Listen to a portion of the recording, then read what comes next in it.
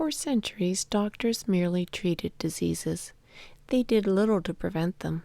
For example, from the earliest times until the late 1700s, smallpox was a common disease and a frightening one. It terrorized the entire world. Doctors regarded it as the most dreadful disease to strike human beings, worse than cholera, Black Death, or yellow fever.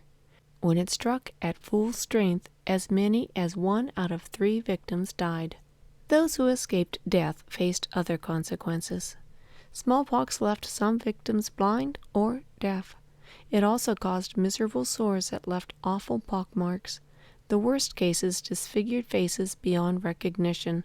Some people could not bear to look at themselves in the mirror. Those who did survive smallpox could count themselves fortunate in one way: they could never fall victim to the disease again. For that reason, a very mild case of smallpox was far better than none at all. Many people preferred to have the disease and survive than to be forever afraid when it might strike. Some parents intentionally exposed their children to mild cases of smallpox. They hoped their children would come down with a mild case. It was very risky business. Children in good health usually lived. Children in poor health often died.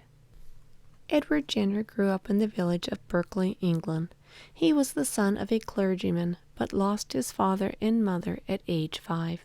An older brother raised him and sent him to medical school in London. When Edward Jenner finished his formal studies, he proved to be a well-trained doctor and a very intelligent scientist. England's greatest scientific body, the Royal Society, elected him a member. Captain James Cook, the famous explorer of the South Seas, invited him to come along as the ship's natural scientist. Edward Jenner turned down Captain Cook's offer. Instead, he chose to live in Berkeley, the quiet village he loved. A country girl who worked on a farm as a milkmaid told Edward she didn't need to worry about smallpox. "I've had cowpox," she explained. "It's a harmless disease and protects me from smallpox." Cowpox was a mild disease common to cattle. Milkmaids who milked the cows often came down with it. It was similar to smallpox in some ways.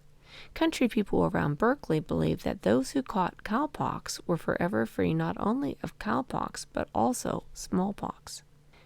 Another person might have brushed aside the girl's story. Edward Jenner took the tale to Dr. Daniel Ludlow, who had instructed Edward in medicine. Dr. Ludlow was amused that the girl believed an animal disease could protect her from a human disease. "It's a silly superstition," he said. "There's no truth in the story." Edward Jenner couldn't put the idea out of his mind. As the years passed, he checked out every reported case of smallpox and cowpox around the village. He found that milkmaids who had had cowpox could care for smallpox victims without fear for their own safety. These lowly milkmaids enjoyed beautiful complexions, while high-born ladies suffered disfigurement from smallpox. Edward Jenner couldn't put the idea out of his mind. As the years passed, he checked out every reported case of smallpox or cowpox around the village. He did find milkmaids who could care for smallpox victims without fear for their own safety. They never caught smallpox. Yet some people who had cowpox later caught smallpox.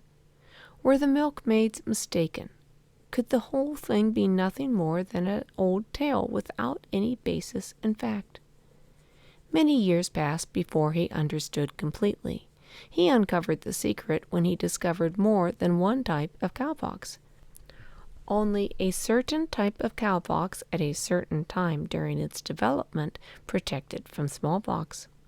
About this time, Mrs. John Phipps, one of the local women, came to see Dr. Jenner. She pleaded with him to protect her young son. Little Jamie was often sick. He had been so sickly as an infant that she hadn't followed the usual practice of letting him contract a mild case of smallpox. "Now I'm afraid Jamie will be too weak to survive the next outbreak of smallpox." A few days later, a milkmaid named Sarah Nelms came to Edward Jenner with a bad case of cowpox. The farmer she worked for sent her to Dr. Jenner for treatment. Jenner had been waiting for just such an opportunity.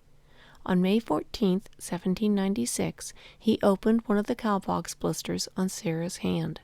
He made 2 small cuts on Jamie Phipps's arm. He inserted fluid from the cowpox blister into the scratches. After several days, the boy came down with harmless cowpox, as Edward knew he would. The boy complained of a headache and his arm was sore, but the scratches healed, leaving a small scar, and Jamie became strong again. 2 months later, Edward Jenner took the fateful step. He intentionally gave the boy smallpox. He scratched the boy's skin and rubbed fluid from a smallpox blister into it. If he failed and the boy died of smallpox, people would call him a murderer, and he would deserve the name. But 20 years of study and test had convinced him what the outcome would be. When people in the village found out about the experiment, they called Edward Jenner a cow doctor. One night someone threw rocks through his windows. But little Jamie didn't die. He didn't even become sick. The people of Berkeley saw Jamie running about and playing like a normal, healthy child. The townspeople who knew Dr. Jenner rallied to his defense. They trusted him. Within a few months, other people came to Dr. Jenner, begging him to protect their children from smallpox. Edward Jenner coined the word vaccination to describe his course of action. Vacca is the Latin word for cow. That same year, in 1796, he took samples to the London Smallpox Hospital. The head doctor turned him away. "I'm the world's authority on smallpox," the doctor said. "I know there is no way to prevent this disease." Edward Jenner traveled to other hospitals, but everywhere he heard the same thing. "Nonsense," the doctor said. "You'll make children look like cows." Edward wrote a paper about his discovery. He sent it to the Royal Society for publication. They returned his paper with a stern letter. "We are doing you a favor by not publishing it," they explained. "It might ruin your reputation." After 2 frustrating years, Edward Jenner decided to publish a book himself, telling of his wonderful discovery. He paid to have the 75-page book published. Normally, such a self-published book would have been ignored, but it made an immediate sensation. People who feared smallpox were desperate enough to try anything. Within 18 months, 12,000 people in London alone were vaccinated. After 2 frustrating years, Edward Jenner decided to publish the book himself. Normally, such a self-published book would have been ignored, but it made an immediate sensation. People who feared smallpox were desperate enough to try anything. Within 18 months, 12,000 people in London alone were vaccinated. Dr. Jenner wanted to return to his country practice, but the British Parliament voted him a reward of £10,000, and at that time a working person earned about £100 a year. They asked him to stay in London and train other doctors. The British royal family was vaccinated. Napoleon, the French general, ordered all soldiers in his armies to be vaccinated. In America, Thomas Jefferson was vaccinated, as were members of his family. However, English doctors didn't hasten to honor Edward Jenner. At first, they just laughed at him. One cartoon showed vaccinated people sprouting cow horns and talking in moos.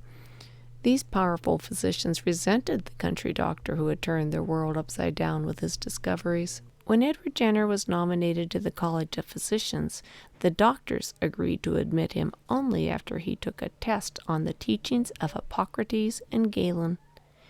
Edward decided it was time to oppose the study of old, out-of-date doctors. He refused to take the test.